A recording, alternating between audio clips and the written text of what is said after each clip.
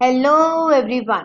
मैं मीनाक्षी बजाज एक बार फिर आप सबका वेलकम करती हूँ अपने चैनल पर। मुझे उम्मीद है कि आप चैनल को सब्सक्राइब कर चुके हैं, सारे वीडियो लेक्चर्स को सुनते हैं और अपनी नॉलेज को बढ़ाते चले जा रहे हैं। मेरे चैनल पर कई सारे सब्जेक्ट्स के कंप्लीट सिलेबस अवेलेबल है, जिसकी मदद से आप अपना मनचाहा कॉम्पिटिटिव एग्जाम क्लियर कर सकते हैं। आजकल मैं आपको करवा रही हूँ बैंकिंग का सब्जेक्ट। इसकी प्लेलिस्ट का लिंक मैंने डिस्क्रिप्शन बॉक्स में प्रोवाइड कर दिया है। टॉपिक है रिजर्व बैंक ऑफ इंडिया का। आप पहुंचे हैं पार्ट 3 पर।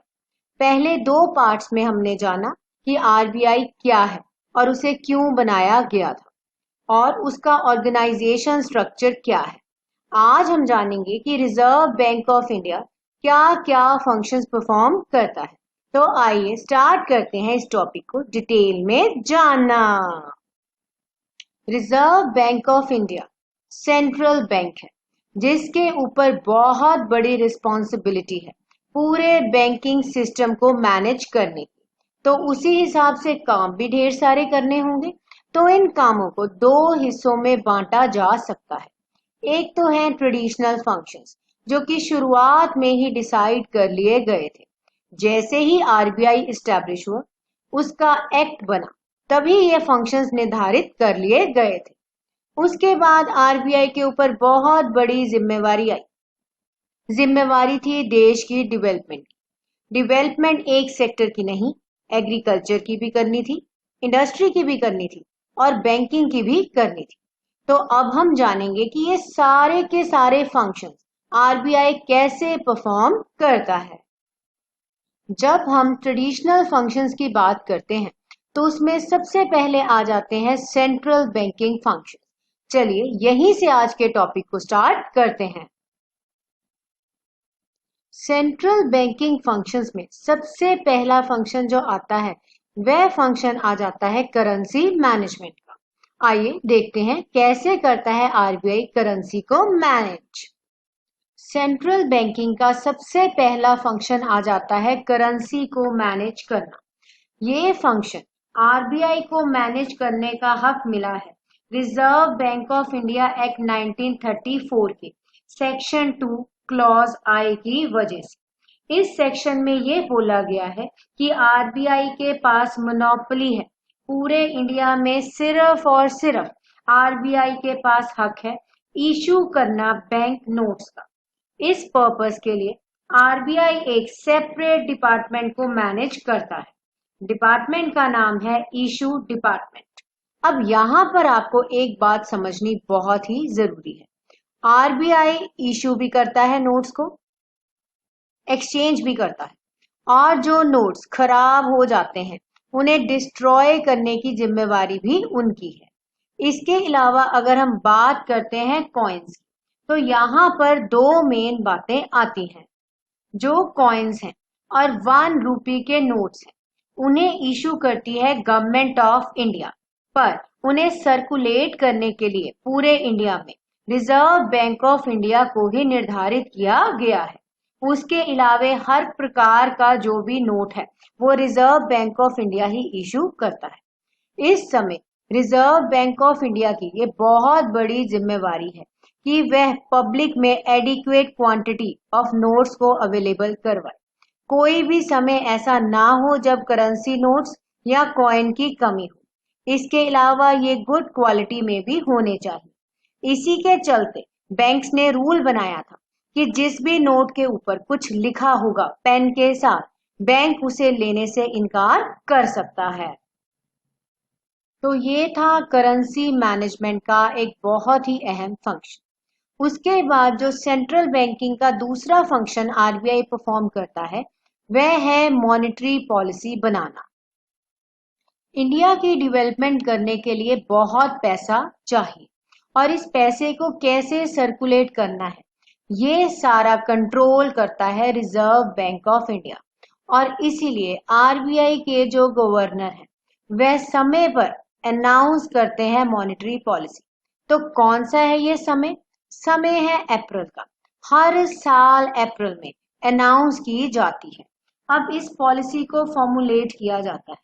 समय समय पर इसे मॉनिटर किया जाता है और इम्प्लीमेंट किया जाता है प्रॉपरली। और ये डिपार्टमेंट कॉन्स्टेंटली इस बात का ध्यान रखता है कि इस पॉलिसी को रिव्यू किया जाए। रिव्यू का मतलब होता है चेक करना। रिव्यू किया जाता है हर 4 महीने के बाद। रिव्यू किया जाएगा जुलाई में, फिर उसके बाद अक्टूबर में और उसके बाद जनवरी में।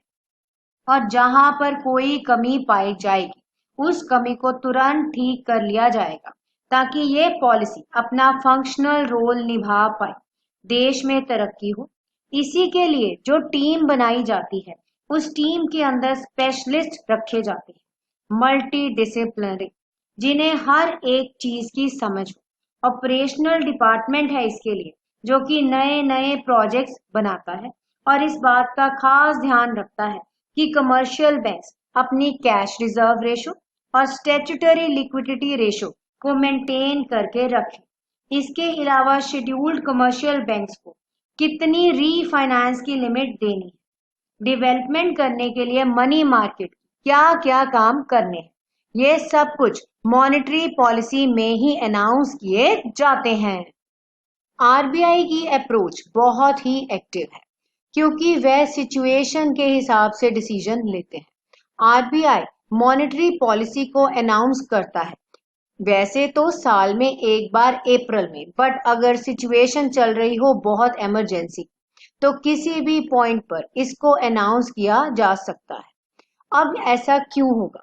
हो सकता है कि देश के अंदर मॉनेटरी स्टेबिलिटी में कोई प्रॉब्लम आ रही हो, तो उस स्थिरता को बनाए रखने के लिए जरूरी हो जाता है कि पॉलिसी में अनाउंसमेंट्स की जाए। या फाइनेंशियल मार्केट में कोई प्रॉब्लम आ रही है, उसको मैनेज करना है। रेट ऑफ इंटरेस्ट को प्रॉपरली मैनेज किया जाता है ताकि कोई भी बैंक गलत रेट ऑफ इंटरेस्ट ना चार्ज करे जिसके कारण पूरी इकोनॉमी डिस्टर्ब हो जाए। क्रेडिट डिलीवरी, क्रेडिट डिलीवरी का मतलब होता है कि पैसा वहां तक पहुंचे जिसको उस पैसे की जरूरत है। उसके लिए जरूरत है रेगुलेटरी नॉर्म्स की। रेगुलेटरी नॉर्म्स का मतलब होता है वह सारे नियम कायदे जो कि कमर्शियल बैंक्स को और दूसरे फाइनेंशियल इंस्टीट्यूशंस को फॉलो करने पड़ते हैं। यहाँ पर मैंने जो आपको इंडियन बैंकिंग सिस्टम के लेक्चर्स प्रोवाइड किए हैं उसमें समझाया है कि किस प्रकार के इंस्टीट्यूशंस के लिए कौन कौन से रूल्स एंड रेगुलेशंस बनाए गए हैं। उसके बाद फाइनेंशियल इंक्लूजन की बारी आ जाती है। हर एक पर्सन जो इंडिया का सिटीजन है उसे फायदा मिलना चाहिए बैंकिंग सिस्टम का। जहां पर रूरल एरियाज में बैंक्स नहीं है, जहां तक पैसा नहीं पहुंचता वहां तक पहुंचाया जाए।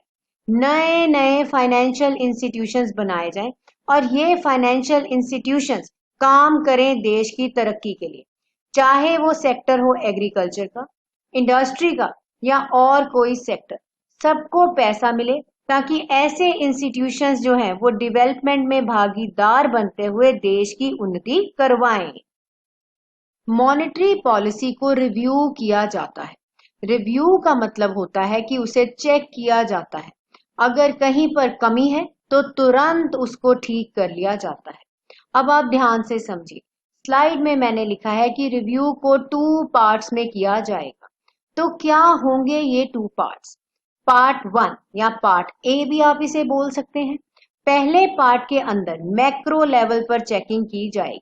मैक्रो का मतलब होता है एक बड़े लेवल पर, पूरे देश के लिए, पूरे देश में इकोनॉमिक और मॉनेटरी क्या क्या डेवलपमेंट्स हुई, इस चीज का ध्यान किया जाएगा कि क्या पॉलिसी कामयाब हुई इकोनॉमिक डेवलपमेंट करवाने में और मनी को अच्छे से सप्लाई करने में।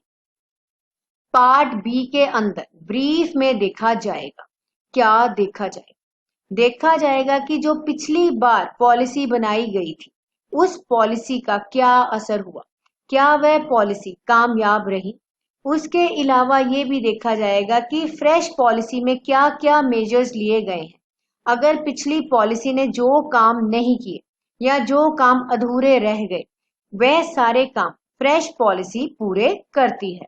तो इसी प्रकार से मॉनेटरी पॉलिसी को रिव्यू करते हुए देश के अंदर हर एक सेक्टर की उन्नति का काम किया जाता है रिजर्व बैंक ऑफ इंडिया के द्वारा। उसके बाद जो एक बहुत ही जरूरी सेंट्रल बैंकिंग फंक्शन है जिसे करने का अधिकार सिर्फ और सिर्फ आरबीआई के पास है, वह है बैंकर की भूमिका निभाना, सेंट्रल गवर्नमेंट के लिए भी और राज्य की सरकारों के लिए भी। अब कैसे करता है आरबीआई ये काम, चलिए ये भी सीख लेते हैं। सबसे पहले आपको ये लर्न करना होगा कि आरबीआई दो प्रकार की गवर्नमेंट्स जो कि इंडिया में एग्जिस्ट करती हैं, एक तो होती है सेंट्रल गवर्नमेंट और दूसरी होती है राज्य की सरकार, दैट इज स्टेट गवर्नमेंट, उनके लिए काम करता है। पहले हम जानेंगे कि सेंट्रल गवर्नमेंट के लिए आरबीआई किस प्रकार से काम करता है। रिजर्व बैंक ऑफ इंडिया, हमने ये ऑलरेडी सीख लिया है कि वह हर प्रकार के पब्लिक सेक्टर बैंक को रूल करता है और इसके ऊपर डिटेल में वीडियो लेक्चर मेरे चैनल पर अवेलेबल भी है। अब यहाँ पर हम जाते हैं थोड़े पिछले समय में। समय था 1976 का। उस समय एक स्कीम इंट्रोड्यूस की गई थी और उस स्कीम के अंदर ये बोला गया था कि सेंट्रल गवर्नमेंट के जितनी भी मिनिस्ट्रीज होंगी और जितने भी डिपार्टमेंट्स होंगे उन सबको एलोकेट किया जाएगा एक पब्लिक सेक्टर बैंक। अब जिस मिनिस्ट्री को जो पब्लिक सेक्टर बैंक एलोकेट किया जाएगा उसकी वह जिम्मेवारी होगी कि वह उस मिनिस्ट्री के सारे काम को अच्छे से हैंडल करेगा। अब यहाँ पर एक बात क्लियर हो गई कि reserve bank of India does not handle, बिल्कुल भी हैंडल नहीं करता सरकार के डे टू डे कामों को। वह काम पब्लिक सेक्टर बैंक करता है, रिजर्व बैंक ऑफ इंडिया उसमें कोई दखल अंदाजी नहीं करता। जैसे कि हमें ये अभी तक समझ आ चुका है कि रिजर्व बैंक ऑफ इंडिया देश में मॉनेटरी सिस्टम को स्टेबल बना के रखता है, इसके लिए वह सेंट्रल गवर्नमेंट के ऊपर भी कई सारे नियम लगाता है। यहाँ पर मेन नियम जो बनाया गया है आरबीआई के द्वारा, वह मेन नियम है कैश बैलेंस को मेंटेन करने का। मिनिमम कैश बैलेंस, वर्ड देखिए क्या लिखा है, मिनिमम, कम से कम इतना कैश बैलेंस सेंट्रल गवर्नमेंट को रिजर्व बैंक के पास मेंटेन करके रखना पड़ेगा। अगर हम बात करते हैं अभी की, तो इस समय वह बैलेंस है 10 करोड़ रुपए रोजाना। और अगर बात की जाए फ्राइडेज की या एंड ऑफ मार्च और एंड ऑफ जुलाई की, तो ये बैलेंस है 100 करोड़ रुपए का। तो इस प्रकार से सेंट्रल गवर्नमेंट के सारे अकाउंट्स को मैनेज करवाना पब्लिक सेक्टर बैंक से और मिनिमम बैलेंस मेंटेन करवाना आरबीआई की रिस्पॉन्सिबिलिटी है। अब हम जानेंगे कि स्टेट गवर्नमेंट के लिए आरबीआई कैसे कैसे काम करता है। राज्य सरकारों के लिए भी रिजर्व बैंक ऑफ इंडिया नियम भी बनाता है और मदद भी करता है। पहले हम नियमों को ही देख लेते हैं। उनको भी कंपल्सरी है मिनिमम बैलेंस मेंटेन करना रिजर्व बैंक के पास। अब यहाँ पर आप देख रहे होंगे कि मैंने कोई भी अमाउंट नहीं लिखी है। उसका कारण ये है कि कितना बैलेंस मेंटेन करता है ये वेरी करता है, मतलब अलग अलग अमाउंट्स हैं। स्टेट टू स्टेट डिपेंड करेगा कि वह स्टेट का साइज क्या है, उस स्टेट को सरकार ने कितना बजट दिया है और उस स्टेट के अंदर कितनी इकोनॉमिक एक्टिविटी हो रही है। उसी हिसाब से रिजर्व बैंक ये डिसाइड करता है कि वह स्टेट कितना मिनिमम बैलेंस मेंटेन करेगी। अब कभी कभी क्या हो जाता है कि जितना मिनिमम बैलेंस मेंटेन करने को बोला है वह मेंटेन नहीं हो पाता, मतलब मैच नहीं किया बैलेंस रिक्वायरमेंट के साथ, तो क्या हो गया टेम्परेरी मिस मैच, आपस में मिलान नहीं हुआ। इसके लिए भी रिजर्व बैंक ऑफ इंडिया के पास हल है। रिजर्व बैंक ऑफ इंडिया ने एक स्कीम बना रखी है, उसका नाम है ways and means advances, WMA scheme. ये स्कीम जो है खास तौर पे राज्य सरकारों के लिए बनाई गई है और इस स्कीम के अंदर कुछ स्पेशल नॉर्म्स हैं और कुछ नॉर्मल प्रोविजंस बनाई गई हैं, जिन्हें फॉलो करते हुए जो भी मिसमैच है वह लोन आरबीआई के द्वारा दिया जाता है।